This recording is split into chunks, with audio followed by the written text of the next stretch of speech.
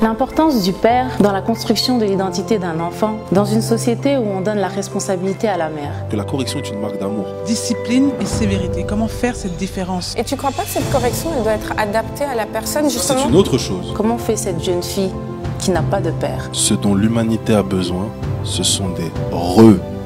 Nous sommes ici pour mettre en lumière des tabous de notre communauté. Que la correction est une marque d'amour. Si des gens te regardent aujourd'hui et qu'ils entendent la correction est une marque d'amour et qu'ils ont frappé leur enfant au point de lui casser un bras, tu crois qu'ils pourront se dire que c'était une façon de montrer mon amour et mon inquiétude? J'aime beaucoup cette question empreinte d'émotion. Violenter un enfant, violenter une femme, parce qu'on a un peu plus de force que lui, c'est une erreur grave que nous condamnons fermement. Ekimacho, le témoignage de vos vies. Ekima est là aussi pour nous amener à comprendre, à guérir et à grandir.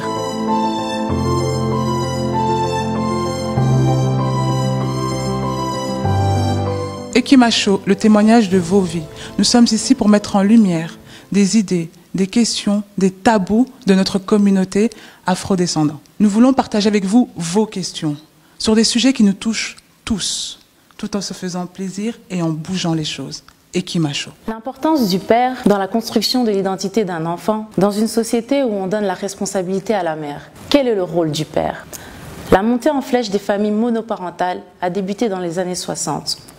Des études à long terme ont prouvé les conséquences de ce phénomène. Nous savons qu'un enfant est influencé par l'histoire, la politique, son entourage, ses amis, sa famille, mais surtout ses parents.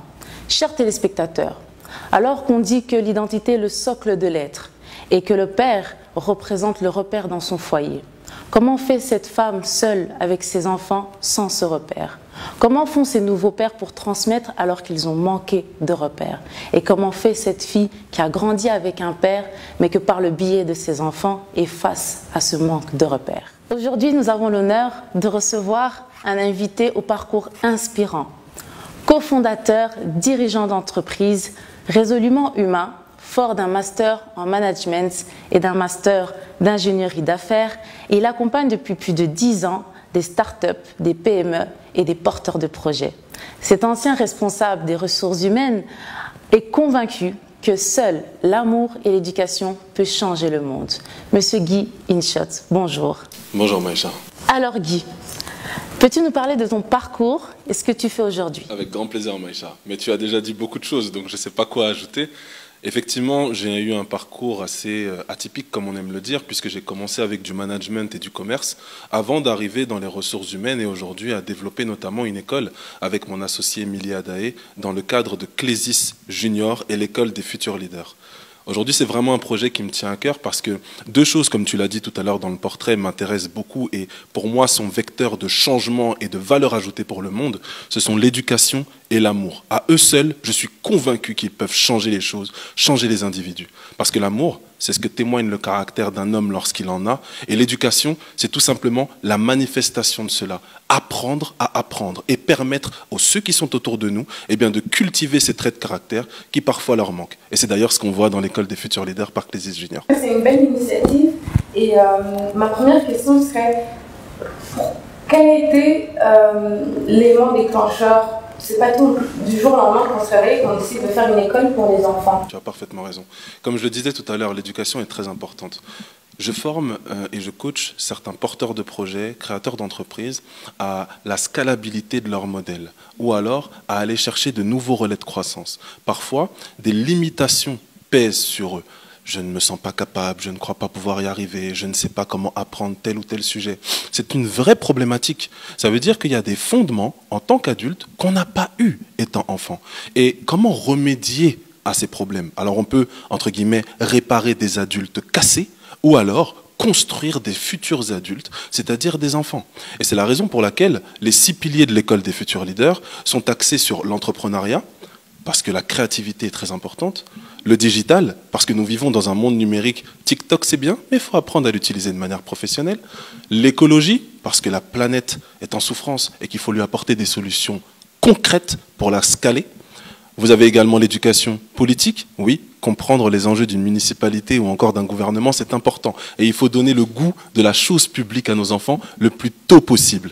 Enfin, pour terminer, il va y avoir l'intelligence financière qui consiste à savoir gérer son budget et, ce qui est le plus important pour moi, les compétences dites comportementales. Elles font toute la différence. Savoir prendre la parole en public, s'exprimer, manager son stress, être en mesure de travailler en collaboration avec tout le monde, être fédérateur. Ce sont des qualités qui font toute la différence lorsqu'on crée une entreprise ou quand on veut évoluer dans la société dans laquelle on travaille en tant que salarié. Toutes ces technologies, comme par exemple, vous avez repris pour TikTok. Vous avez repris pour TikTok en disant, voilà, il faut savoir l'utiliser à bon escient au niveau du travail. Maintenant, il y a l'éducation, certes, mais aussi alors le côté de l'instruction. Maintenant, tous ces jeunes qui n'ont pas l'opportunité d'être instruits, comment ils peuvent faire, en fait, pour pouvoir atteindre ce niveau-là? Parce que pour moi, c'est limite un niveau de perfection, la manière dont vous parlez, la manière dont vous avez pu entreprendre des choses. Pour moi, c'est comme ça que je le ressens. Comment faire quand on n'a pas ce niveau d'instruction? Obtenir des repères, c'est pas quelque chose de simple, c'est vrai. Et tu parlais tout à l'heure d'instruction, d'enseignement. C'est vrai qu'il faut pouvoir avoir les deux parce que l'instruction, c'est plutôt un ordre, une orientation qui est donnée, une direction. Tandis que l'enseignement, c'est toute une explication, une méthodologie, une formation, un coaching qui va te permettre de croître et de grandir dans un domaine ou dans un autre.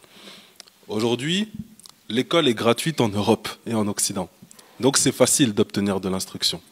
Obtenir maintenant davantage de choses, des choses qu'on ne voit pas à l'école, Google est ton ami, j'ai envie de dire.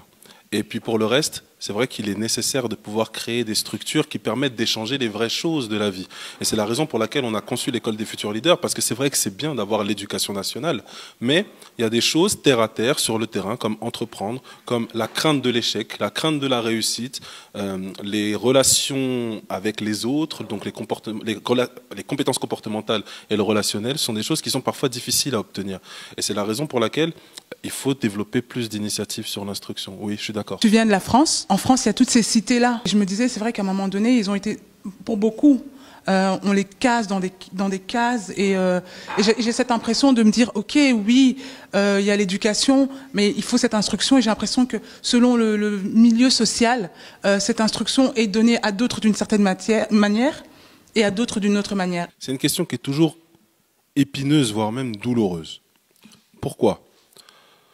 Je viens aussi d'un quartier sensible et je crois que ce qui fait la différence entre une personne et une autre personne, ce sont les parents. Je crois que quand on a la chance, ou plutôt la grâce d'avoir ses parents derrière soi, ou en tout cas avoir des adultes derrière soi, ça n'a pas de prix, parce que ça te pousse dans ta détermination, dans ta force de caractère, ça te donne beaucoup d'amour à revendre, ça te donne beaucoup d'émotions à maîtriser et à offrir, et puis ça te permet de trouver un équilibre de vie, surtout quand on fonde une famille. Et c'est important en fait d'avoir cela, parce que quand on a ses parents qui nous poussent, eh ben, ça nous déploie. J'aime beaucoup cette expression qui dit que les enfants sont comme des flèches dans les mains de leurs parents et que les parents sont des guerriers qui les propulsent vers leur destinée. J'aime beaucoup cette idée parce que ça veut dire qu'il y a une préparation. Un archer, pour toucher sa cible, il doit être prêt, il doit se développer. Ça veut dire que toi, en tant que futur père, tu dois aujourd'hui te développer parce que ta vie ne s'arrête pas à toi. Elle se poursuit dans tes enfants. Tu es, en tant que papa, la somme de tous les papas des générations qui étaient là avant toi jusqu'à te créer. Et demain, lorsque tu auras un enfant, bah, ce sera ton tour en fait. Et c'est ce qu'on ne se dit pas. L'école ne nous apprend pas ça. L'école ne nous apprend à travail et un métier, finis ta vie, meurs. C'est bien, on va tous mourir, c'est la bonne nouvelle. Mais j'ai une autre bonne nouvelle, c'est qu'en fait, on vit éternellement. Et on vit éternellement, notamment à travers ses enfants. Si aujourd'hui, je veux que mon fils, ma fille, ait un environnement, enfin, soit des personnes en fait de décision, soit des leaders, je dois moi-même avoir le mindset du leader. Je dois préparer en fait l'environnement dans lequel ils vont devoir vivre. Sinon, c'est pas possible. Ou en tout cas, c'est plus difficile. On a tous grandi avec un chemin plus ou moins difficile pour arriver dans la place où on est. Moi, je suis reconnaissant de manière éternelle pour Marcelin et Éléonore Inchot, mes parents, parce qu'ils ont toujours été derrière moi. Ils n'avaient pas les connaissances, l'argent, le réseau. Ils n'avaient pas tout ça. Mais si je ramène en dessous de 15 sur 20, je sais ce qui m'attend à la maison. Papa va s'occuper de moi. Si j'avais moins de 15, maman allait venir voir comment ça se passe. Mes parents ont toujours poussé.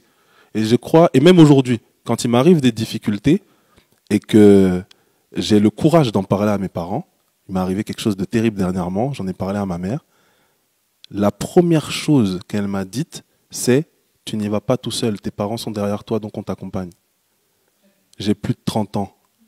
Ma mère me prend encore par la main. Et ça n'a pas de prix dans la construction d'un être humain. On donne que ce qu'on a. Exactement.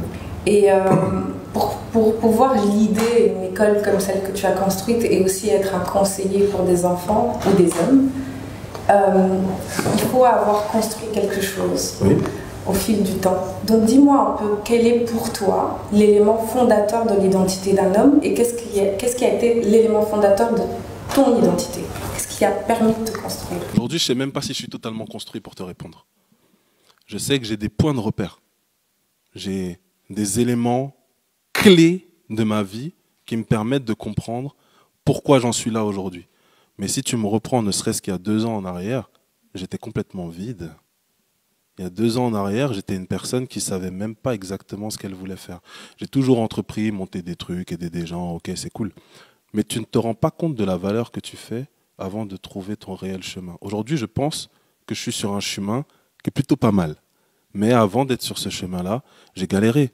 J'ai aidé beaucoup de monde, j'ai été beaucoup trahi, j'ai appris beaucoup de choses, j'ai désappris d'autres choses, j'ai tourné en rond. C'est pour ça que j'ai 2 masters, parce que j'ai tourné en rond. J'ai mon bac depuis que j'ai 16 ans. Et mon dernier master, je l'ai obtenu, je crois, à 27 ou 28 ans, je ne sais plus. Tout ça pour dire que j'ai vraiment duré dans les études. Je ne savais pas ce que je voulais faire. Et pourtant, j'ai des parents qui me poussaient vers l'excellence, fais plus d'études, fais plus de ça, fais plus de ci. Mais je ne savais pas vraiment ce que je voulais faire, moi. Parce que j'ai beaucoup été conditionné par aussi les autres. Et au moment où tu t'émancipes parce que tu as envie de devenir un homme, on apprend aux gens, qu'est-ce que tu veux faire plus tard? Mais on ne te dit pas, tu veux être qui plus tard? Et aujourd'hui, quand je réponds à je veux être qui plus tard, c'est simple, je vais être le père d'une multitude. Je veux pouvoir être un refuge. Le déclic, c'est quand j'ai vu des gens mourir autour de moi. Et moi-même d'ailleurs. Quand j'ai vu que j'étais dans des environnements où j'étais mal, je me sentais mal. Mourir de l'intérieur. J'ai aussi vu des gens mourir physiquement, mais surtout mourir de l'intérieur. Mourir spirituel, si je me trompe?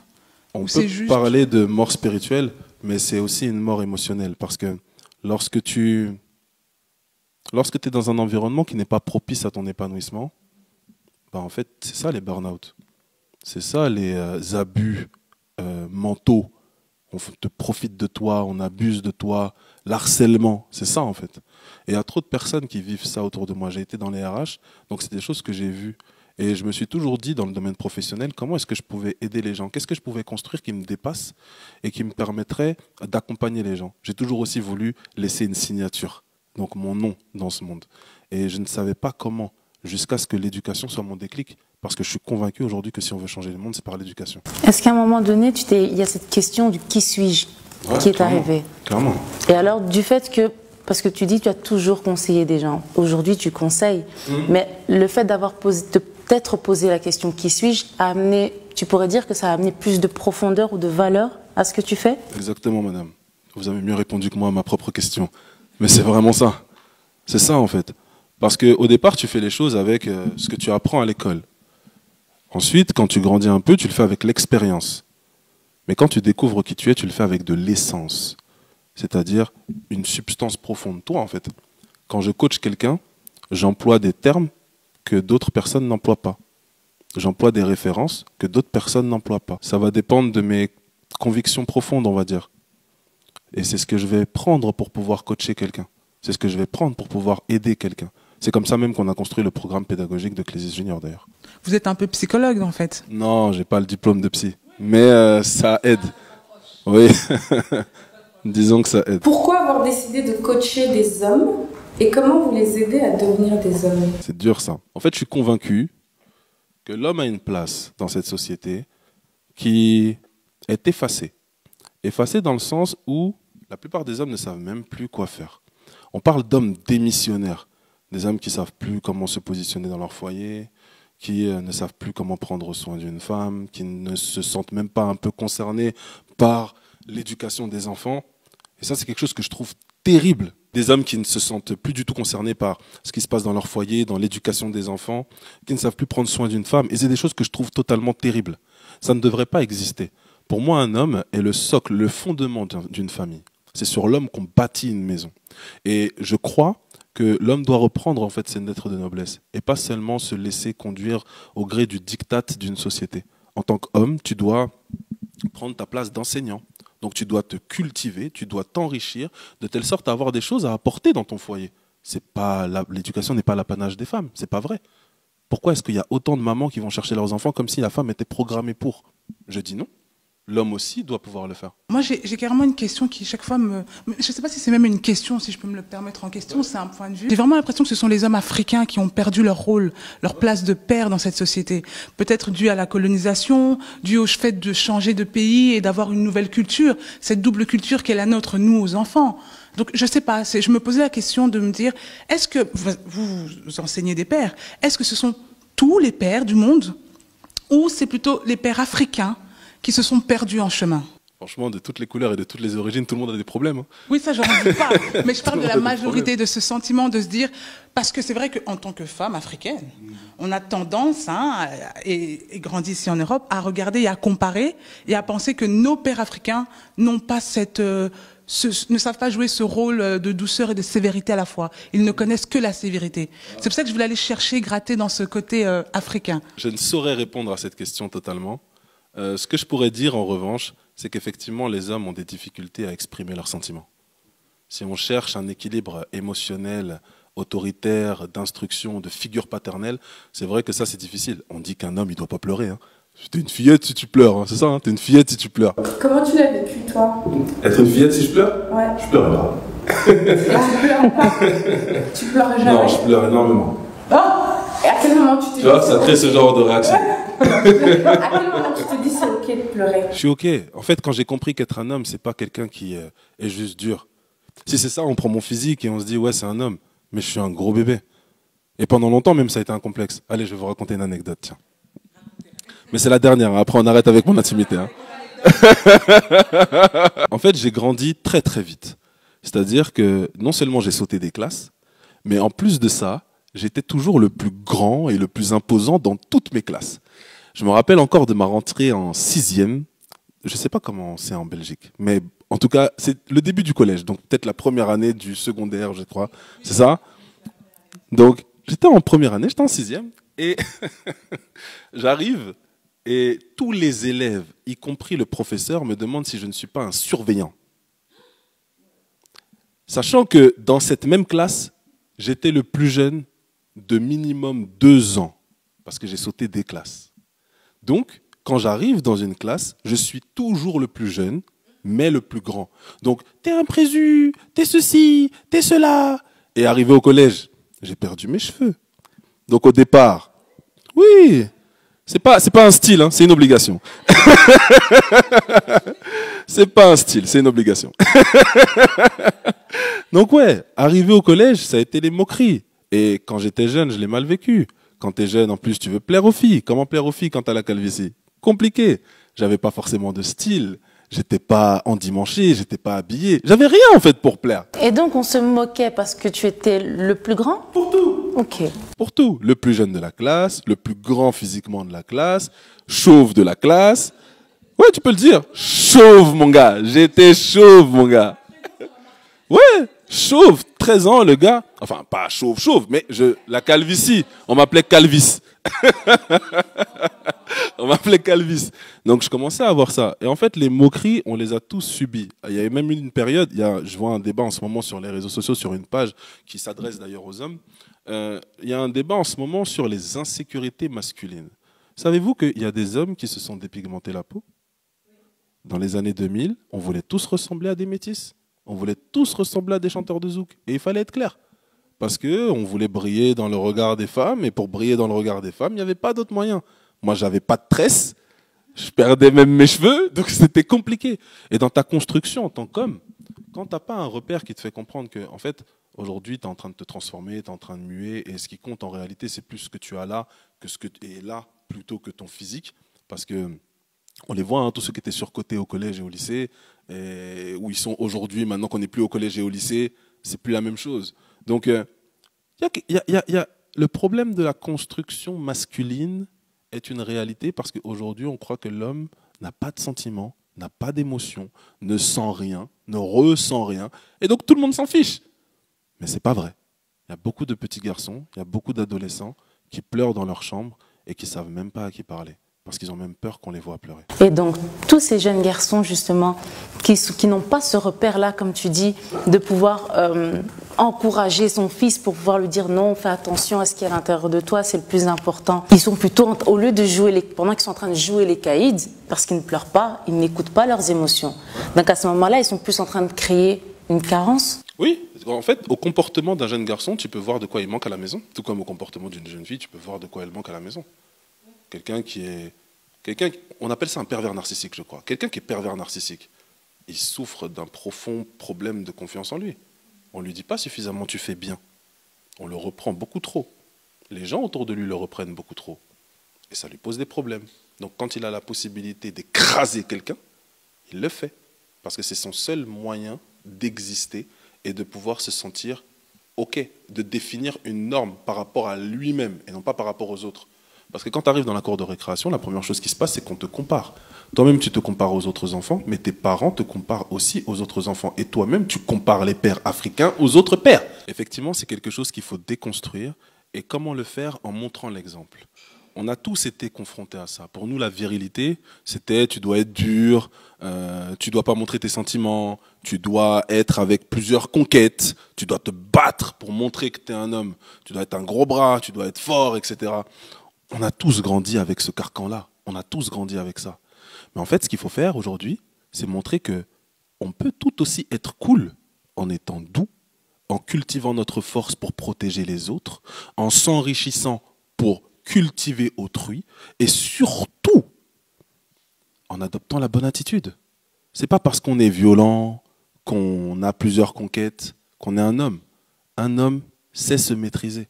Et parce qu'il sait se maîtriser, il a une conquête et il en prend soin. C'est mieux que de vouloir aller partout et finalement de ne rien gérer, tu vois, parce que ça fait des maux de tête. Hein. Mais alors Guy, tu parles de modèle, tu parles que le père doit enseigner cette douceur, le fait qu'on peut être cool et savoir protéger en même temps. Tout à fait. D'accord. De père à fils, ça crée le modèle. Comment fait cette jeune fille qui n'a pas de père, qui elle fonctionne plutôt avec les émotions et à un moment donné avance et qui n'a pas de modèle? Elle a peut-être sa mère, mais il lui manque ce père. Explique-nous un peu quel est ce rôle-là du père qui joue face à sa fille. Aujourd'hui, ce dont l'humanité a besoin, ce sont des repères.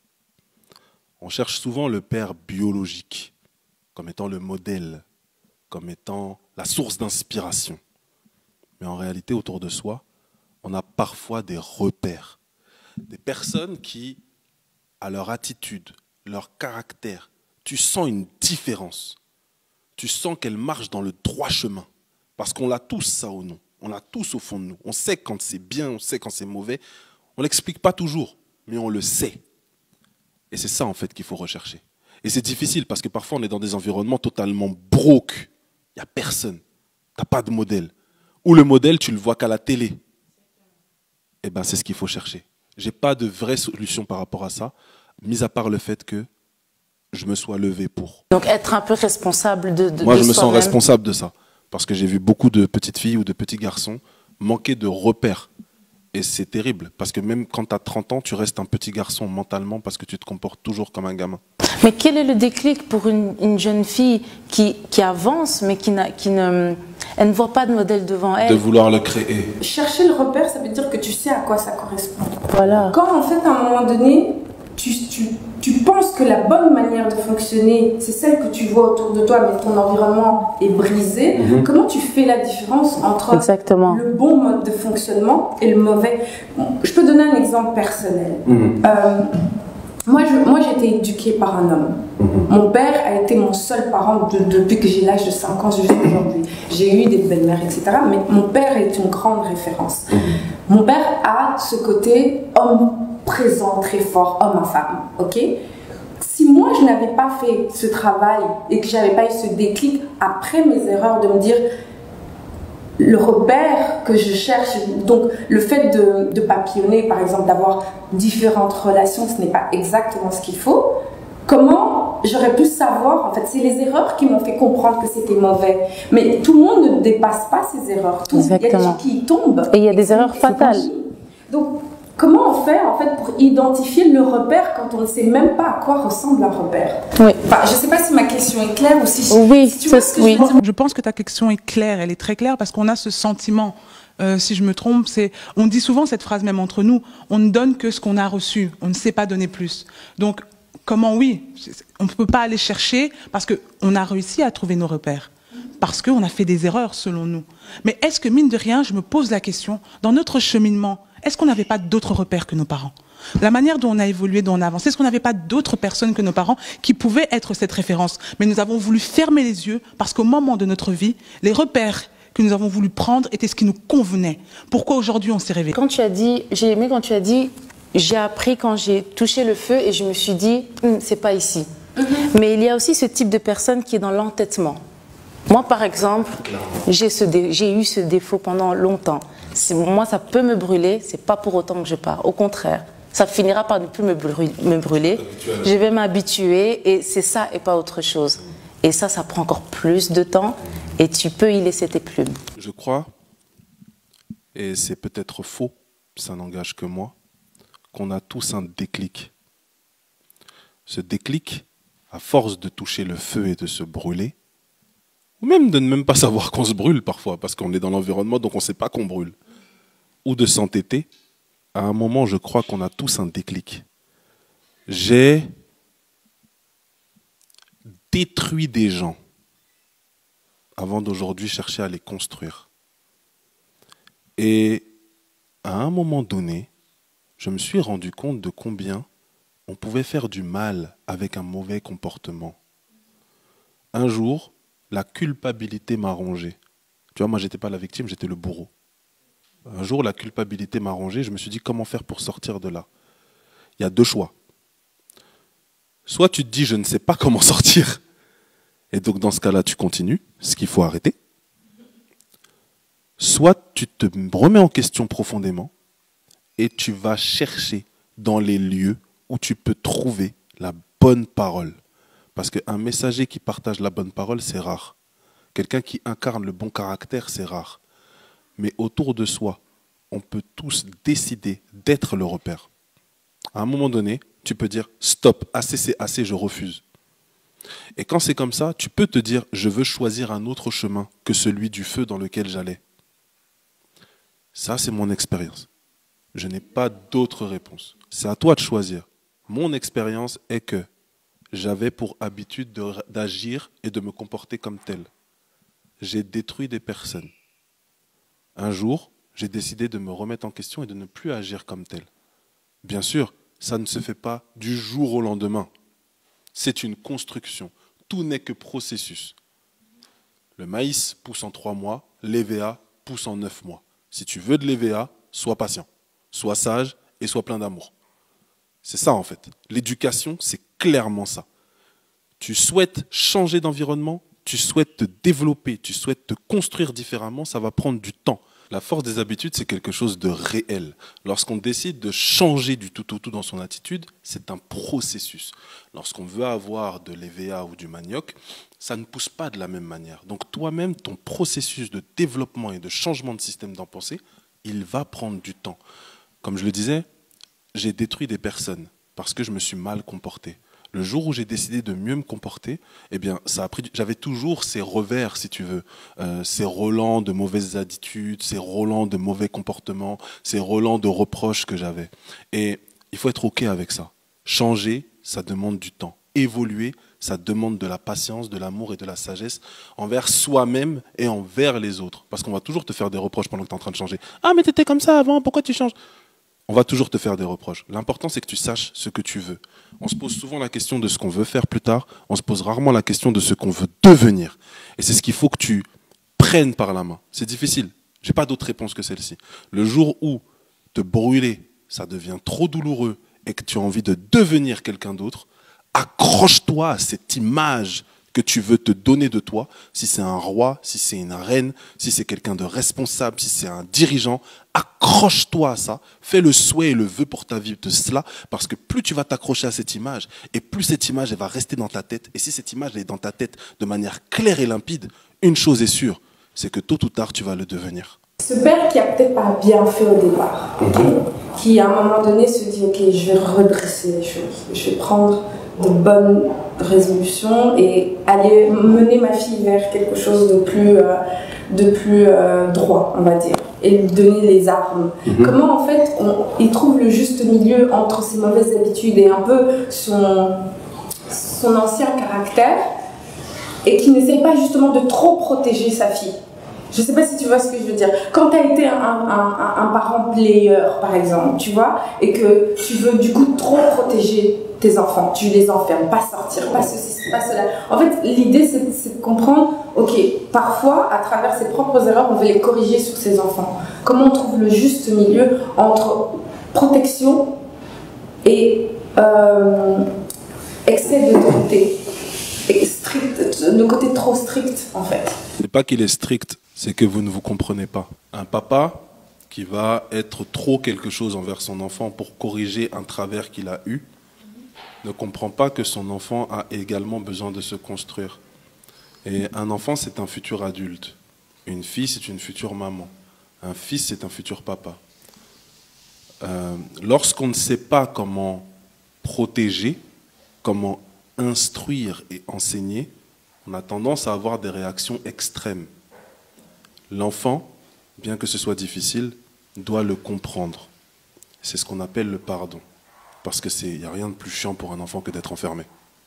Rien de plus terrible pour une boule de liberté que d'être enfermé dans une cage. Il n'y a rien de plus terrible. Mais ça, c'est lié à une peur. L'absence de foi. La peur qu'il arrive à mon enfant ce que j'ai pu faire aux autres. Quelqu'un qui vit de la bagarre, il a peur que son enfant finisse par se faire frapper par les autres. Quelqu'un qui a connu, un homme qui a connu énormément de femmes dans sa vie. Le jour où il a une fille, il tape sur sa tête et puis il se dit, on fait comment? Pourquoi? Je voulais un gars. Mais se responsabiliser, ça signifie apprendre à son enfant à apprendre. Et parfois on apprend de nos erreurs. Et la problématique de ce monde, c'est de voir l'erreur comme une fatalité. Non? La lumière a été créée par une erreur. Thomas Edison, au bout de son 10 001e essai, c'était une nouvelle erreur qui lui a permis de voir comment faire que l'ampoule fonctionne. Les erreurs sont bonnes. C'est dommage, on veut tous des parcours parfaits et on veut pouvoir s'en galvaniser, s'en gargariser. Mais ça n'existe pas. On est tous imparfaits et on va tous tomber. Ce qui compte, ce n'est pas la chute ni même la manière dont on est tombé, mais c'est la manière dont on se relève. Et la problématique, c'est qu'on n'apprend pas à se relever. On reste sur la chute, alors que c'est se relever qui compte. Et qu'une fois que tu t'es relevé, bon bah tu sais que tu ne dois plus faire ton roller comme ça, tu sais que tu ne dois plus faire les choses comme ci, parce que tu risques de tomber. Et c'est ça qu'il faut apprendre. Discipline et sévérité. Comment faire cette différence pour ne pas être trop sévère et ne pas donner trop de discipline, être entre les deux? Bon, le conseil que vous donnerez à des parents, parce que je prends l'exemple, ces mamans célibataires qui élèvent leurs enfants seules et la figure du père n'est pas présente à la maison. Elles ont deux rôles à la fois. Comment jouer la discipline et la sévérité tout à la fois en faisant le bon rôle? La sévérité, ce n'est pas un caractère. La sévérité, c'est ce que quelqu'un ressent de toi. Donc quand tu fais preuve de discipline, en réalité, c'est l'autre qui juge ou qui estime si c'est sévère ou non. Mais la sévérité n'existe pas dans le caractère d'un être humain. C'est galvaudé. Ça ne veut rien dire t'es sévère. T'es sévère parce que je t'ai tapé ou t'es sévère parce que je t'ai enfermé, mais si moi ça me va. T'es pas sévère du coup. Si j'arrive à comprendre pourquoi mon papa m'a frappé, mon papa m'a tapé parce que j'ai eu une mauvaise note, je le comprends. Ou parce que je me suis mal comporté, je le comprends, j'aurais dû mieux me comporter. Je ne trouve pas que mon père est sévère. Parce que ça te va d'être frappé. Parce que ça te va en fait, parce que tu comprends la raison pour laquelle c'est arrivé. La punition, la sanction, la correction, c'est pas mauvais de corriger. On dit que aime la correction, c'est ce qui va te rendre sage. Et un père ou une mère qui ne fait pas preuve de correction, c'est comme si elle n'aimait pas son enfant.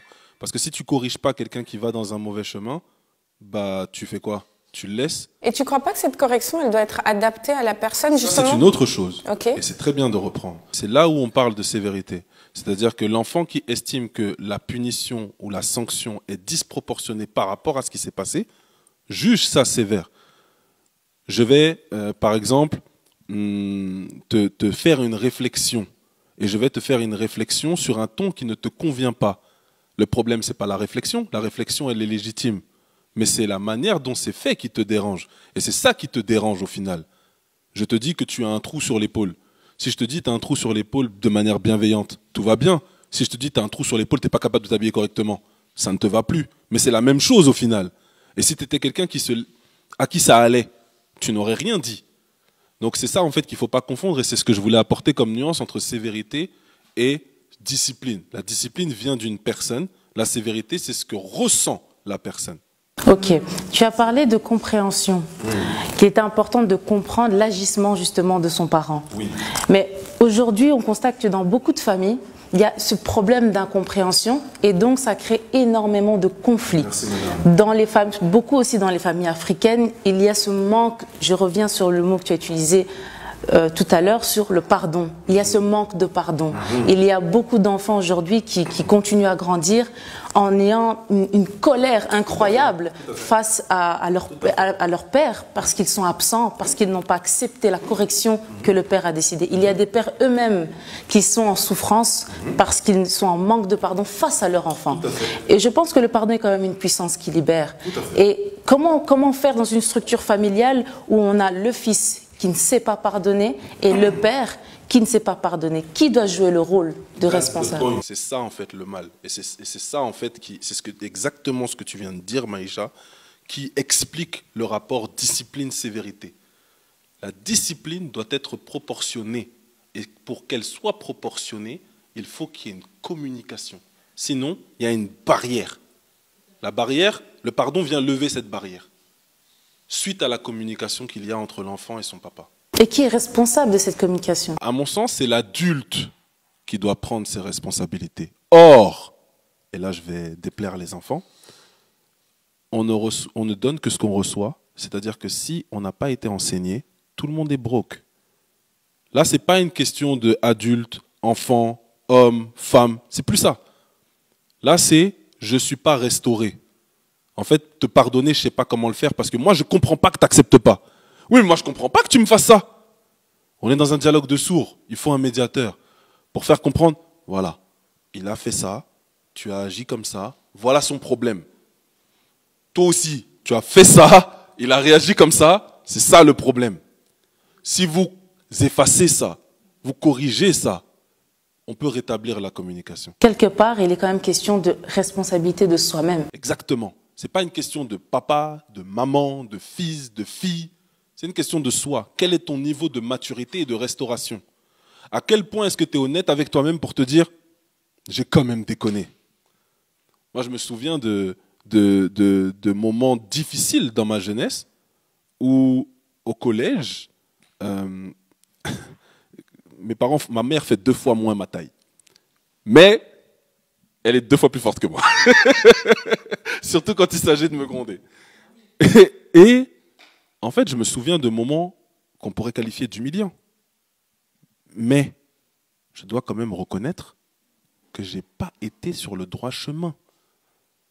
Alors hier, ça me faisait mal et je me disais plein de trucs d'enfant. Ma maman m'aime pas, oh là là.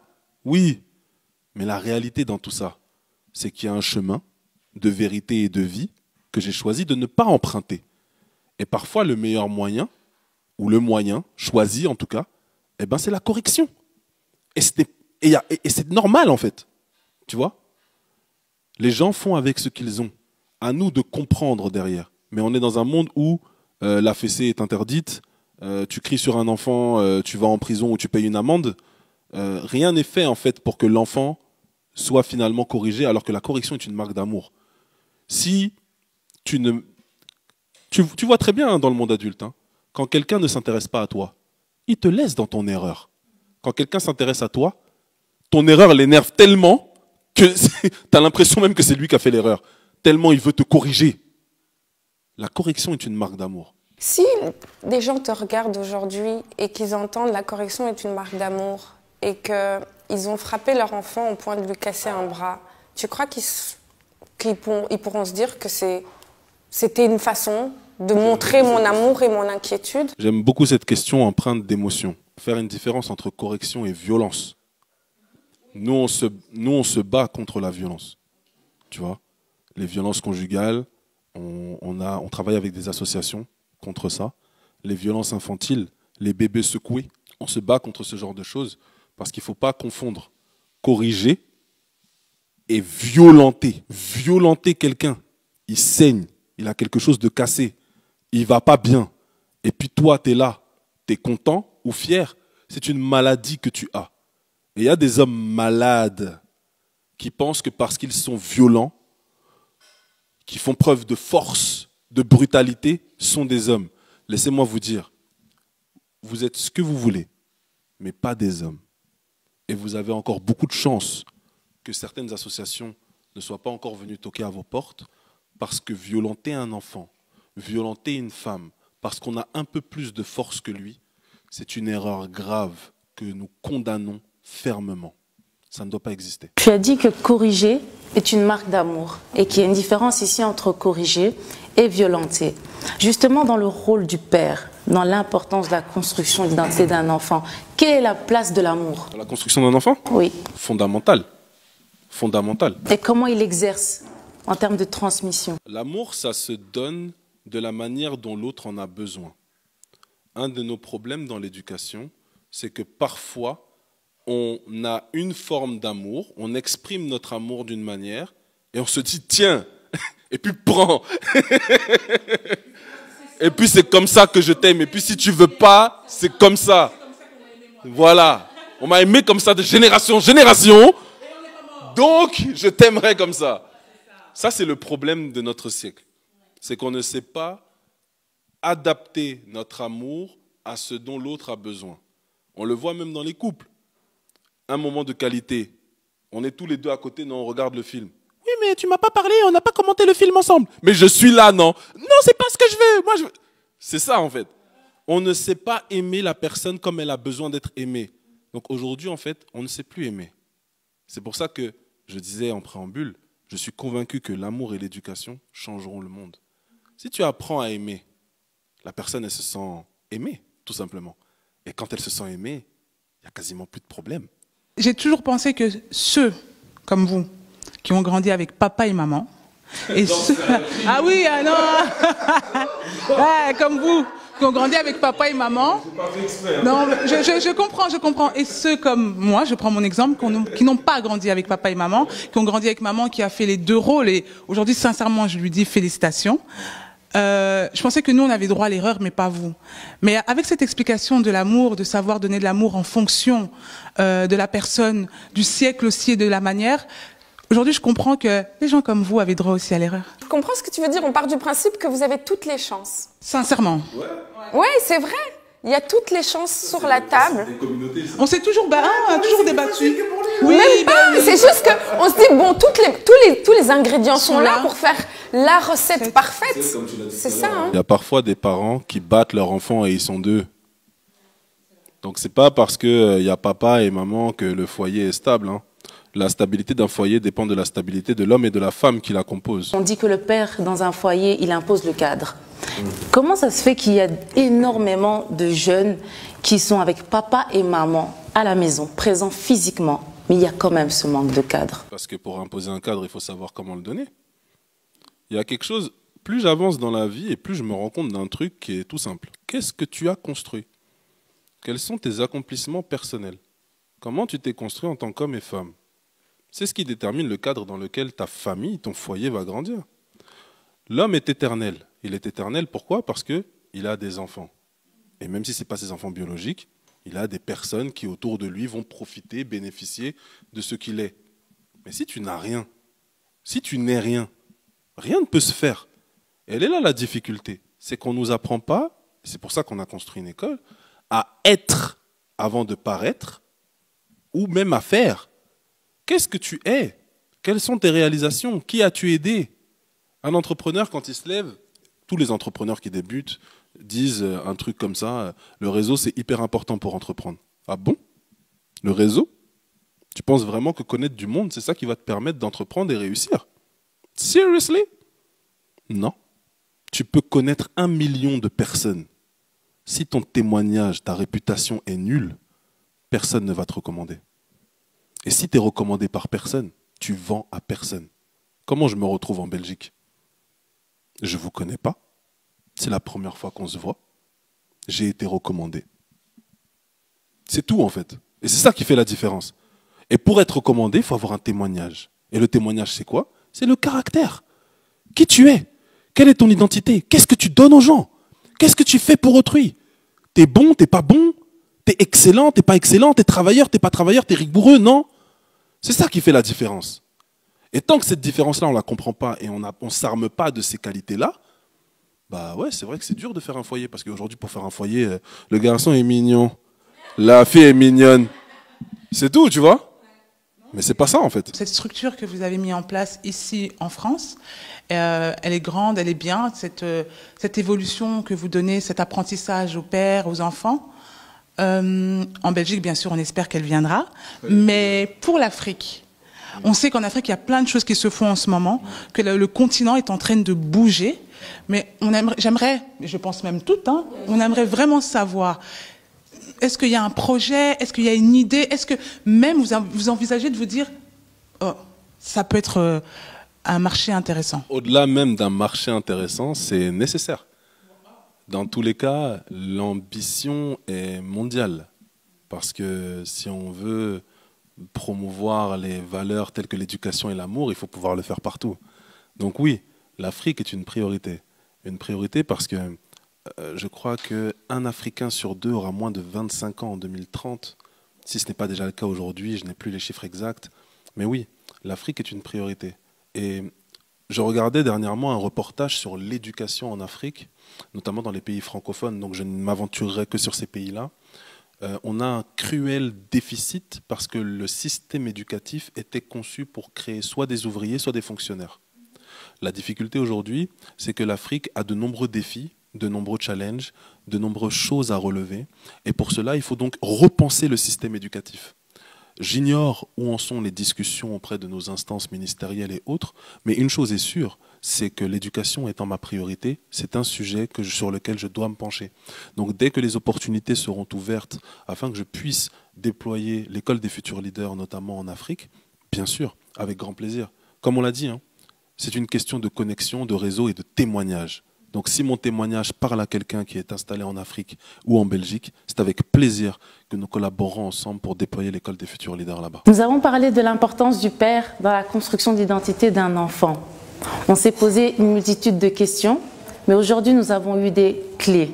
On a parlé du pardon, on a parlé de la compréhension, on a parlé de l'écoute, on a parlé de l'amour, on a parlé aussi de cette responsabilité de soi, d'aller chercher un modèle afin d'être libre. On a mis ce thème en avant car comme on vous l'a dit, Hekima est là aussi pour nous amener à comprendre, à guérir et à grandir. À travers ce thème, nous avons justement voulu, avec les clés que vous avez reçues, vous amener à une réconciliation entre père et fils, entre père et fille. Merci à vous et on se retrouve pour le prochain épisode. Bienvenue à tous dans Hekima Show.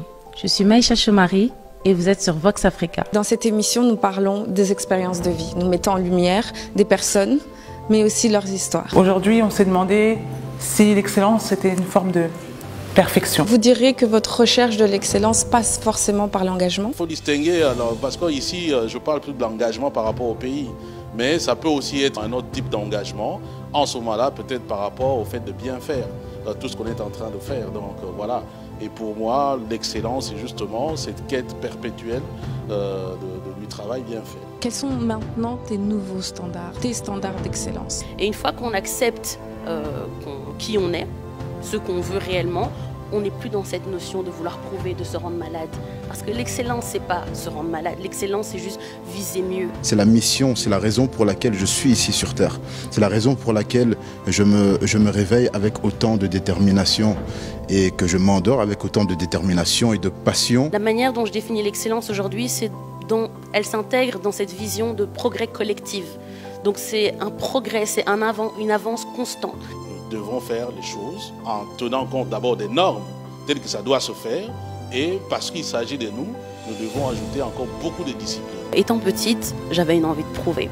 J'avais une envie que mon papa me dise « Ah oui, Émilie, c'est très bien. Ah oui, tu as un très beau bulletin. » Vous ne pouvez pas être excellent si vous n'êtes pas discipliné. Y a-t-il une corrélation entre le développement personnel et la spiritualité? Il y a d'une part la spiritualité, l'aspect mental de la personne, et en troisième partie, à l'aspect physique de la personne. Le fait que ces trois éléments-là d'une personne finalement soient liés et totalement synchronisés sont une condition ultime pour qu'on puisse atteindre notre excellence à chacun. La place d'un mentor dans votre processus? Mon premier mentor, en fait, c'était ma mère. Pour moi, le mentor doit être un des fondements, et certainement quand on commence dans l'entrepreneuriat. Le modèle, l'exemple. Son rôle en tant que mentor, c'est de m'apprendre ses valeurs de référence, qu'elle est finalement me guider et m'aider à faire face à des obstacles et des difficultés. Premièrement, d'avoir une référence, et deuxièmement aussi de jauger aussi la faculté qu'on aura ou pas à atteindre nos objectifs. Le mentor aussi, ça vous aide finalement face à une situation, à savoir où vous puisez votre force. Si vous le faites en vous opposant aux autres, en se disant que je le fais comme défi, parce que ça doit être moi, pour prouver quelque chose, voilà le terme que je cherchais. En ce moment-là, je pense que vous faussez les données, et votre quête d'excellence en ce moment-là sera vue par les autres peut-être comme de l'orgueil, comme de l'excès d'ego. Voilà, de l'ego et ainsi de suite. Et en ce moment-là, vous n'êtes plus un modèle. Lelo yokotu tatolo, atandele mokili ekobaluka, yotangisi makila ba namboka, atandele kongole akolamuka, yoteki obebisi pemboka lumumba, atandele bisono tokotunana. Merci.